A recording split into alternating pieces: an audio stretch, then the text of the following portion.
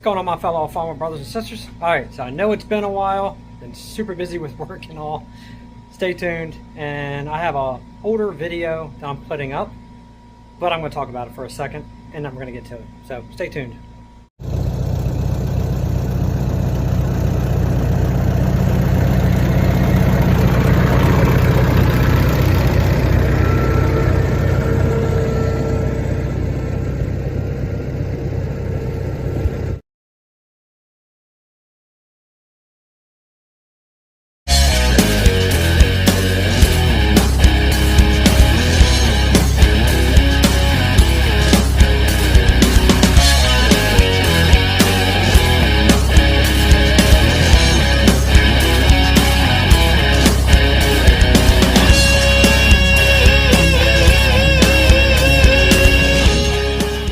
Alright, so I know it's been a while since I did a video since getting that 450 gasser done. Work has just blown up. It's been insane. So I haven't really had a chance to work on any of the tractors. Honestly, I was able to move some things around and kind of get things prepped for doing the 450 diesel, but other than that, I haven't had time to really get anything done.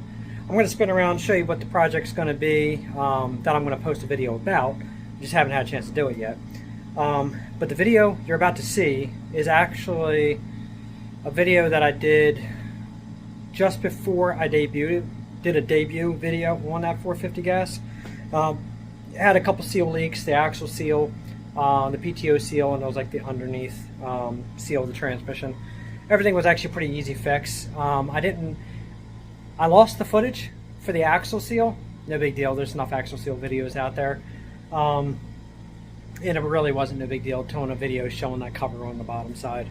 But I did save the footage apparently from when I did the PTO, pulling off the main drive and pulling off the bearing and all that, and using a new press that I've been telling you guys about. So that actually, at least it's a interesting, educational-ish video. So let me spin this around, I'll show you what's going on, but just keep in mind when you guys watch this video coming up, everything's already been fixed, everything's done, everything works flawless. There has been no drips ever since. So before anybody comments of, hey, make sure you do this, it's already done. Everything's perfect. So just want to cut that off before it happens. But anyway, let me spin this around, I'll show you what we got going on. So I brought the wide front end. I'm going to end up doing a video on reaming this out right here for the main pin, for the pivot pin. This one had quite a bit of slop in it. So I ordered the bushings for it. I do have a set of bushings also, but it's the brass bushings. And I really didn't want to put the brass in there for that just in case situation of wearing out, but you can see how much slop that pivot pin has. So we're going to ream this out, and I'm going to press those bushings into there.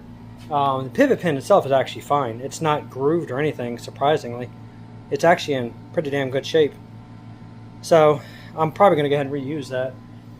Like I said, I have these brass bushings here. All I had to do was cut the inner diameter, and I can make these go in. Outer diameter is pretty damn close to what this is. It's almost right on it. But I don't really want to use these because I'm just worried about wearing way faster with the amount of weight on that front end. So I'm going to see what these new ones are that's coming in, and I'll kind of go from there.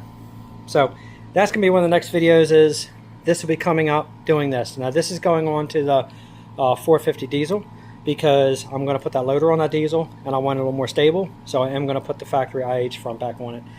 Again, I have a bucket on there now. Well, it's going to have a bucket on there, so I'm not worried about a sharp turning radius like going in the end of a row and coming back and all that.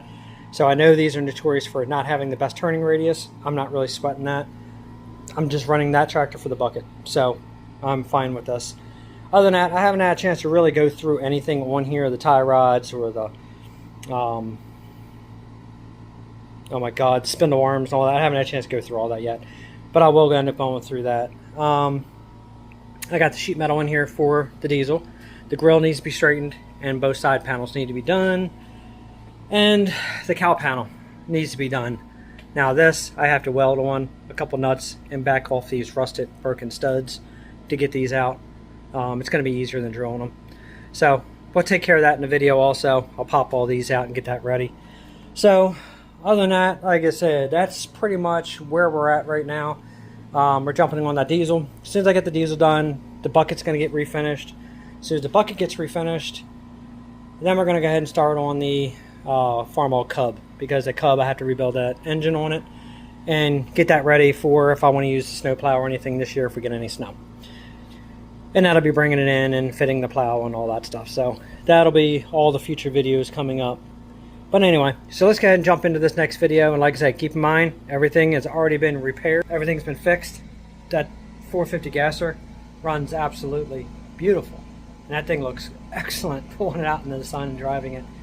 I am going to end up doing a video soon of pulling probably the Super Ray out with the 450 gasser and kind of getting a little video and a little talk about, you know, around those two. I've noticed there's been a few copies of my Super Ray. A couple of the Farmall groups. I noticed some people have been wanting to copy my look. Gotta say though, they've tried to copy it. Haven't quite got it. You know, I put a lot of freaking time and work into my attention to detail on both those tractors. So I mean, hey, hats off to at least doing it and trying it and everything else.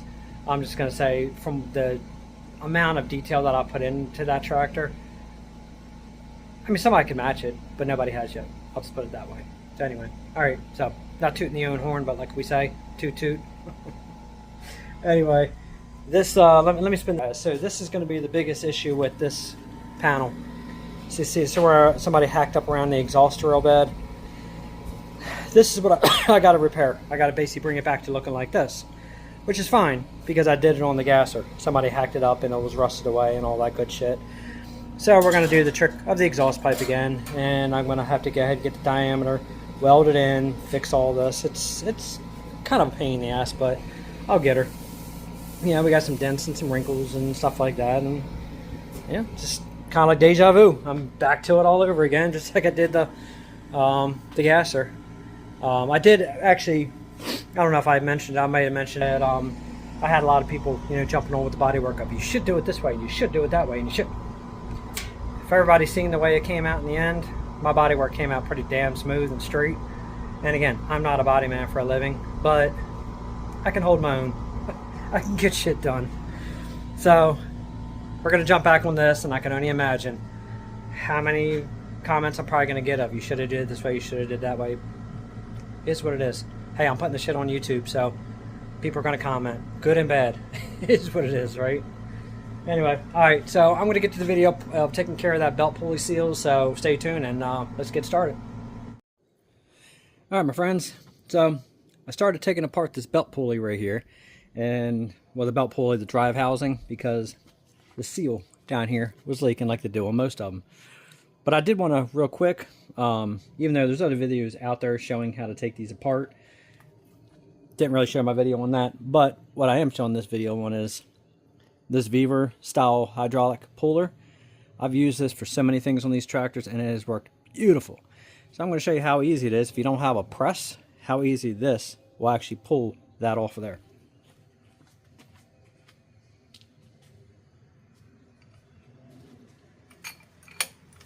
So I already got it set up on the longest arm. You want to screw this down to where you want it, and then from that point you just go ahead and pump it. Just like that.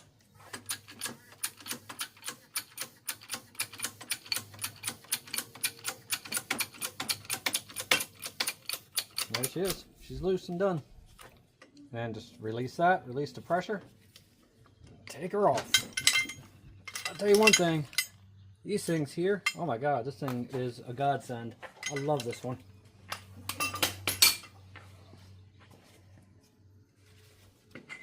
And that's all there is to pulling that off of there. So, I guess while you guys are here, I'll go ahead and unscrew this.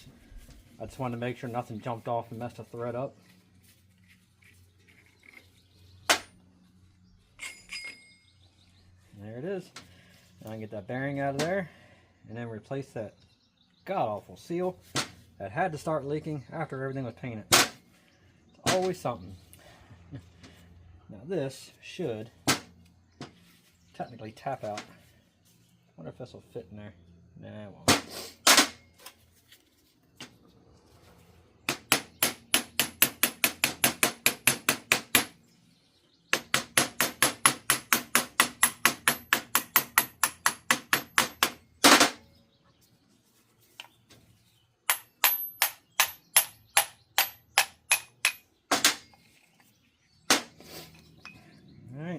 bearing actually looks good, and it actually feels really good.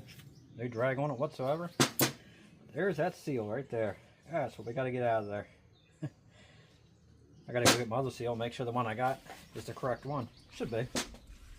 But we're going to find out very shortly. Yeah, this thing just started creating a god-awful drip. And then that drip just got real heavy. Not a stream, just a real heavy drip. So I knew I was going to have to pull it all back apart. I mean, it is the original seal, so you really can't argue. But let me go grab that seal and see if I got the right one over there.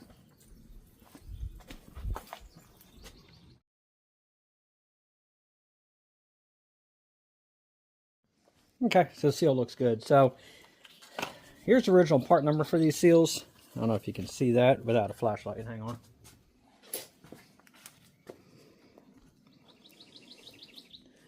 Alright, there's the original part number to the seal right there. So it's a CR 357203R91. That cross references over to this style seal right here. And there's your number on it. Right there. I found 3 of these. It was like that. One didn't have a box, the other 2 do have a box. I got these off eBay. It's like new old stock. I think I paid $5 for all 3 of them. And as you see, this is upside down. But I wanted to show you. Exact size. So we're good. So I'm going to go ahead and I'm going to press the seal out of here. Press this new one back in. The O-ring that goes to the housing out here is your secondary seal. Make sure all those shims that you took off, make sure you put those shims back on. Put that O-ring on. Lube it up nice so that way it'll slide back in without pinching it. That will seal the outer. I didn't have a leak out here. They had the leak inside here. So yeah, I'm going to go ahead and see if one of these sockets will fit. This is a set that I picked up from Harbor Freight. And I'll tell you one thing, that little socket set, those Quins, they work actually really good. These are 3/4 drive, I believe. Can't remember 3/4 or 1 inch. But price wasn't too bad. I got them on sale.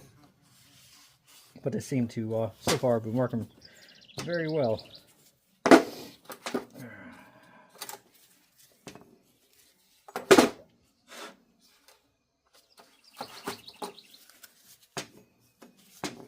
So close.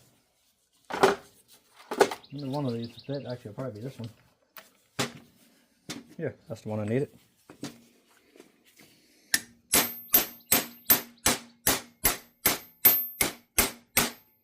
Actually, let me pull that adapter off of there.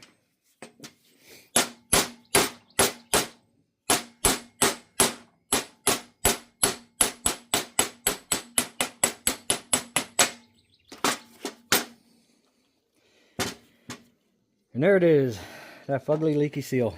She's out. It's a shame, these were nice seals back in the day. I mean, that's a thick seal. I mean, compared to nowadays, you know, basically like a half seal. But, yeah, that's all we can get, so. Might be able to find the original somewhere, but, it's all good. Alright, so I gotta clean this all up really good before that new one gets pressed in there. And then I'm gonna put it on that shaft there also, real easy. You don't want to damage it, and make sure everything's good. But it never fails. Like I said, you put things together sometimes, and you know what? Little gremlins will show themselves, and little leaks will prevail. It always happens one way or another. I don't care how careful you are. I don't care if you're careful on engine building. I don't care what you do. Somehow something can show itself.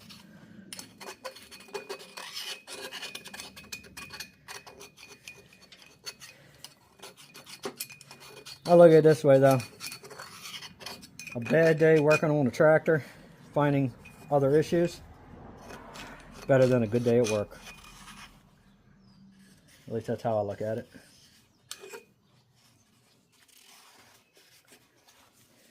Make sure all this crap is out of this track here too, because this is a clip right here that goes in, retains that bearing. It's got a little notch right here. You can put a screwdriver in, give it a turn, and then put another small one in, and then that's the easiest way to pop these out. So I'm going to clean that groove out real fast so that goes in. Just want to make sure that it snaps in there perfect.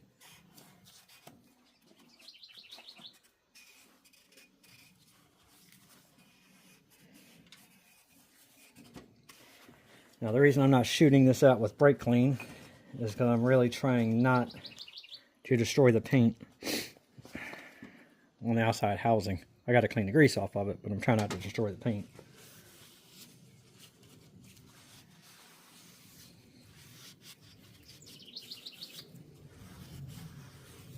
I'll clean that up a little better after, but everything in here looks good. And of course I'll clean the bearings really good. I'm going to repack the bearings, put everything back in and all that good stuff.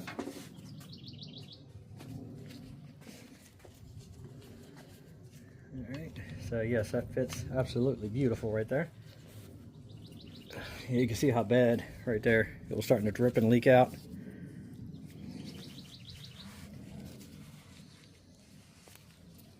Apparently I created one axle seal leak too. I got a drip.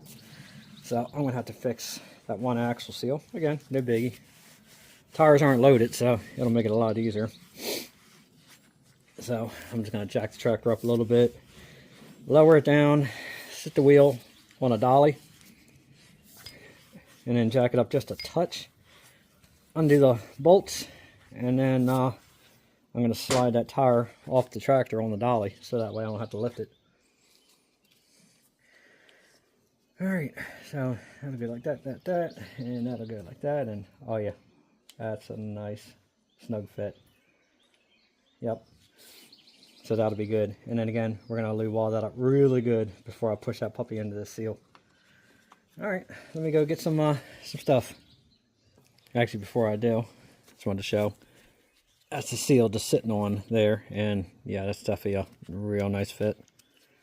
That's like perfect.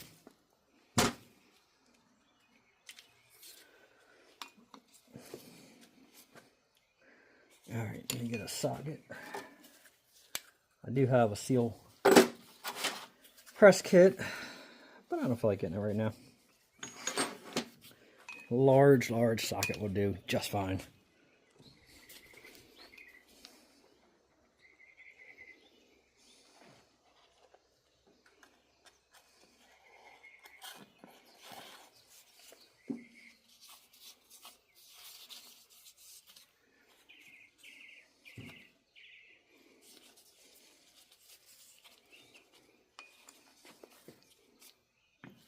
Okay, nice even hits.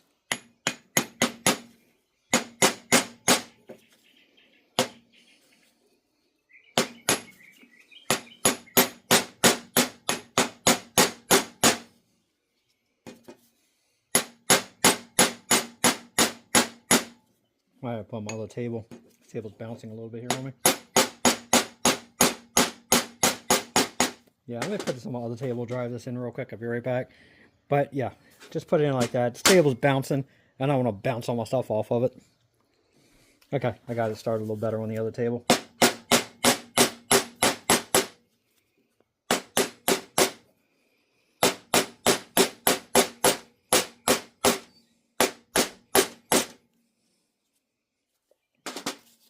Almost in.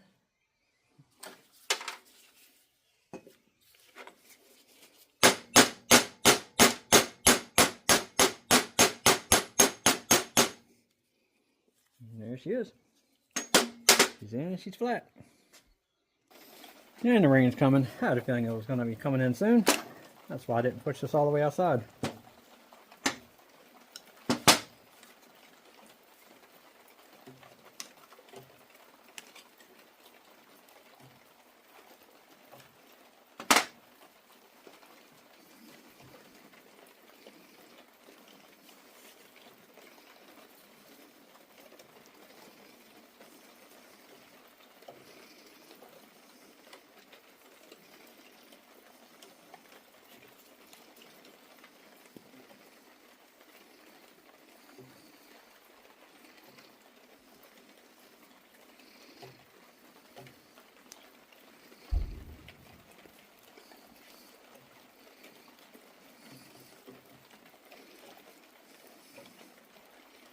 Alright, so that's coated now pretty good.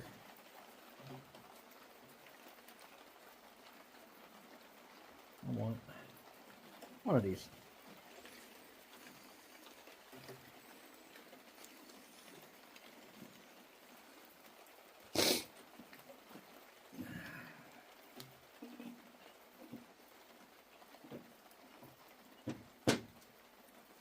Okay, now I'm going to tap that puppy on in there, and then let's put it back together.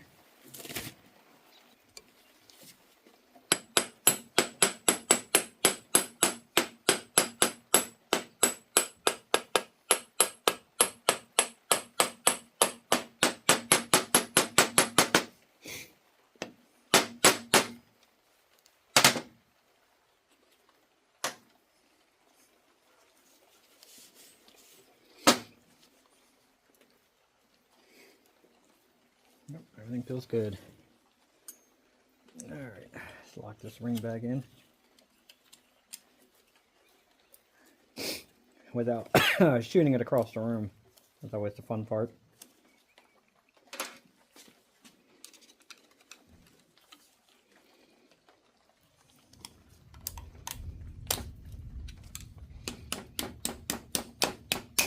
There she is. And the retainer is back in.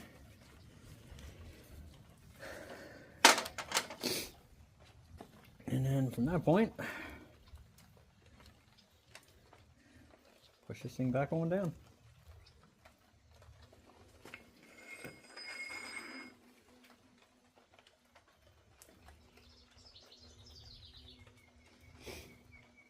And you want to work it real easy because you want to get it to compress back around without ripping it.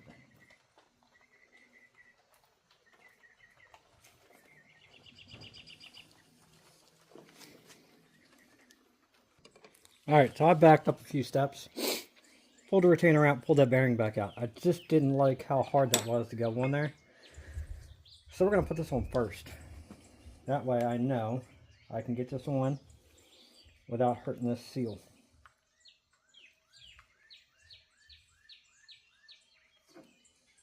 Like that.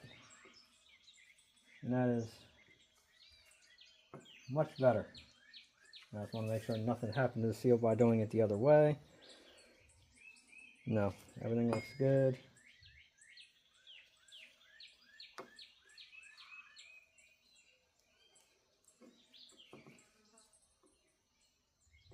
Okay. I think that's the better way to go. Then we can slip this bearing down on there. Because I don't want to risk anything happening to that seal.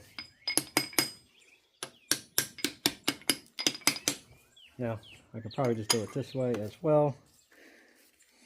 Let me see if that'll work. No, it won't work. I could probably do it this way.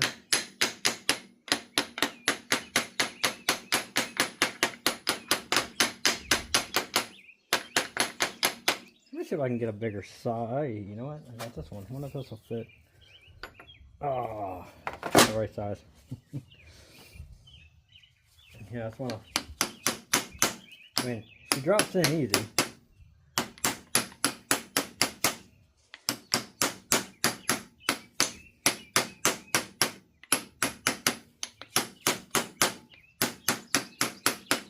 There we go. Alright, yes, that makes me feel much better now, knowing that it protected that seal. Now, I can put this retainer clip back in.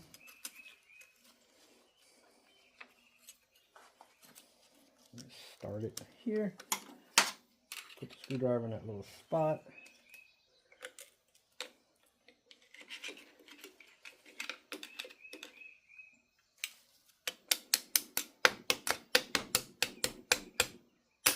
Just like that. Alright, that feels good. It's locked in. Everything spins beautifully. Alright, we're good. Then, this will go back on. And then, there's your other bearing. You got a keyway. Make sure that keyway goes back in. The slot should be clean, but I'm going to check it again.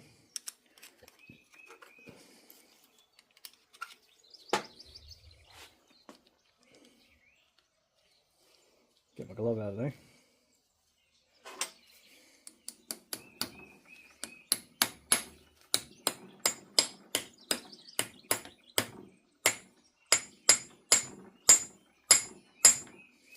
Doesn't take much. A couple of little light taps.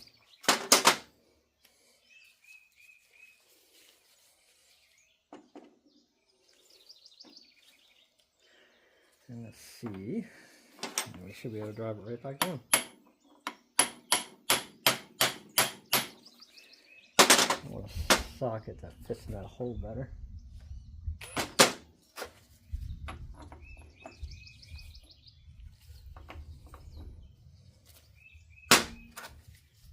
There we go. Oh, don't even, oh my god, dipshit. Let me get that back off of there real quick.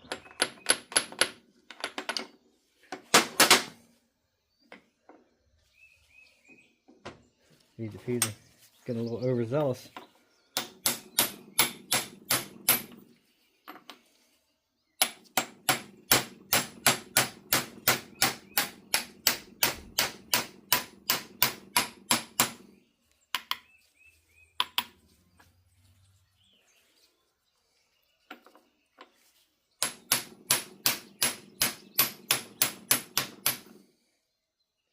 Alright, she's going on good. Got a little bit more to go, and she'll be in there. I want to make sure it's clearing them threads.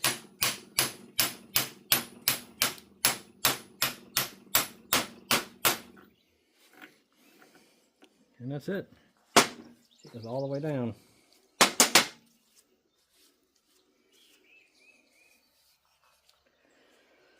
Thrust washer, put that back on, and then we can go ahead and run this home. These aren't super tight when you put these on. These are just on tight enough to get that cotter back in there. This is, what's it, 1 5/8. Yep.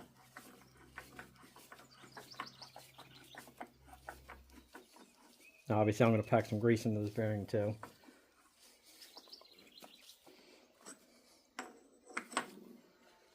Okay, I need that one. And that one.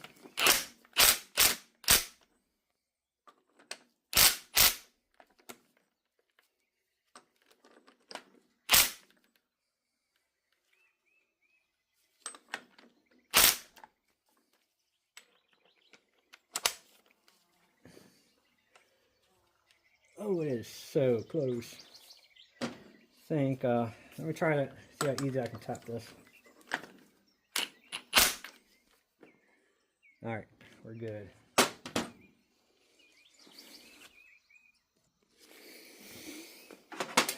Alright, finish tapping this in.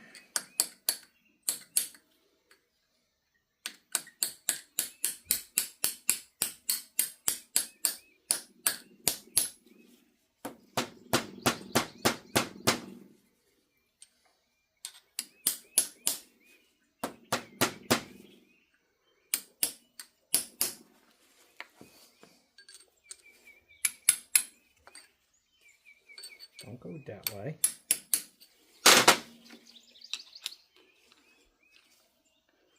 So go that way.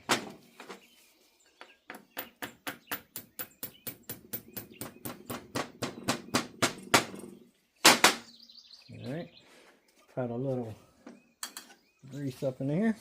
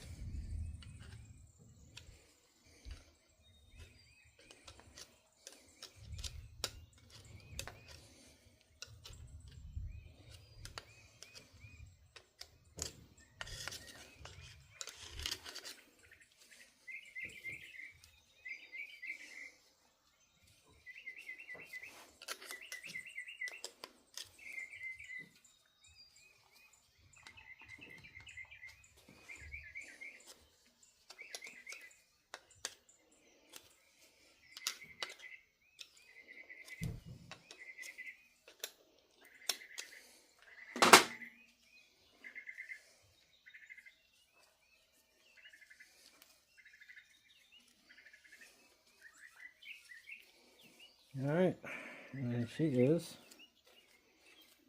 ready to go back in.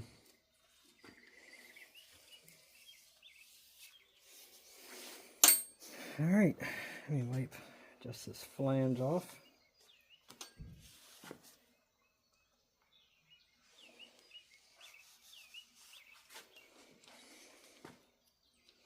All right, we're good. Yep, I'm gonna go ahead and get the O-ring, the shims, get everything set back, ready, and then let's put it in. All right, so I got her shoved on in there. I found it easier to go ahead and engage it, release the brake, put it in gear, give the tractor a little rock back and forth if you already have this installed to get on there. And if you give the tractor a little wiggle back and forth like this, you can get it in pretty much where it goes. Once you get to that O-ring, use a rubber mallet. I gave this a couple taps. I made sure that O-ring was fed in there with a blunt end. It's like an old style chisel that I have, but I made the end blunt. Pushed up and in, made sure that O-ring snapped in place all the way around, so that way I didn't push it in and pinch it and then cut it off, because I don't really feel like having a seal blow out the bottom. Once I got that pushed in, obviously all the shims they were in already.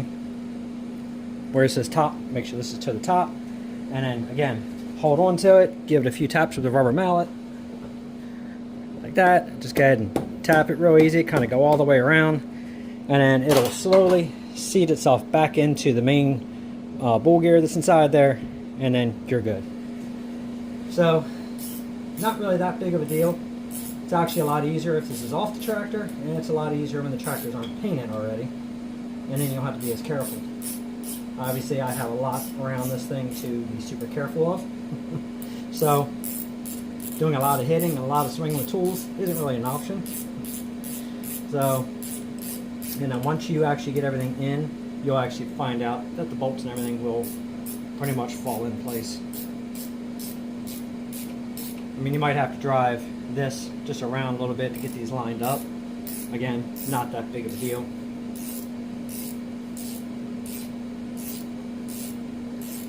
Just gotta remember, when you're done, disengage it, and then go ahead and make sure you put the puppy back in neutral. It's up to you if you want to set your brakes again or not. I do. And then you're good to go. So really all I'm going to do on this is touch up the paint around the bolts. I'm going to refinish that belt pulley anyway that's over in the paint booth now. That'll go on, and then she's good to go. But really no damage whatsoever to the paint surface, which is what I was severely striving for. Because yeah, last thing I want to do is chip a lot of stuff up. But other than that, she is good to go. I'm just going to go ahead and finish tightening these up. See if I can get the socket on there. Yeah, I can clear it. It's tight. Good. And we're good. So when it comes time to paint touch up, I can touch these few spots up through here. Again, you just got to be really, really careful when it comes to driving this housing off of here, not to damage these shims, because this isn't really the easiest to get off. Just got to work it very slow with a bunch of screwdrivers, and then you should be able to get it out, no problem whatsoever. But we are good. All the shims are in. Yep, everything looks nice. Now, obviously, the moment of truth will be once I fire it up, take it for a ride, and make sure everything is good, which it should be, because I think doing it that way with the seal, putting it on that shaft first, and then putting the bearing back down after, I think is the better way to do it. So let me go ahead and disengage this. Alright, disengaged. I'm back in neutral. And we're good to go.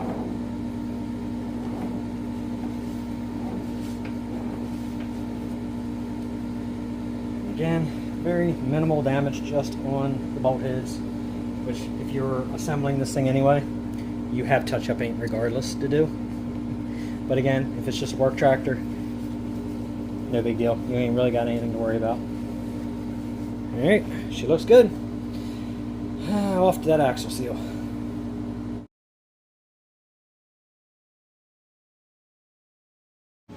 But before I do the axle seal, just in case anybody wants to see this just a little closer, like I said, this thing right here is an absolute godsend.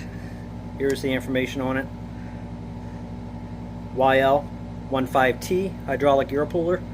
Again, I have no association with this company whatsoever, but I got to give a shout out when deserved. And I'll tell you one thing, this unit right here works so good. Even when it comes down to those cubs, pulling those front pulleys off, this right here works gorgeous to do that. So much easier than a standard gear puller. But when I bring that cub in here, you'll see this in action pulling that off, because we're gonna have to use it. So, all right, let's go ahead and get that. Let's get this wheel off.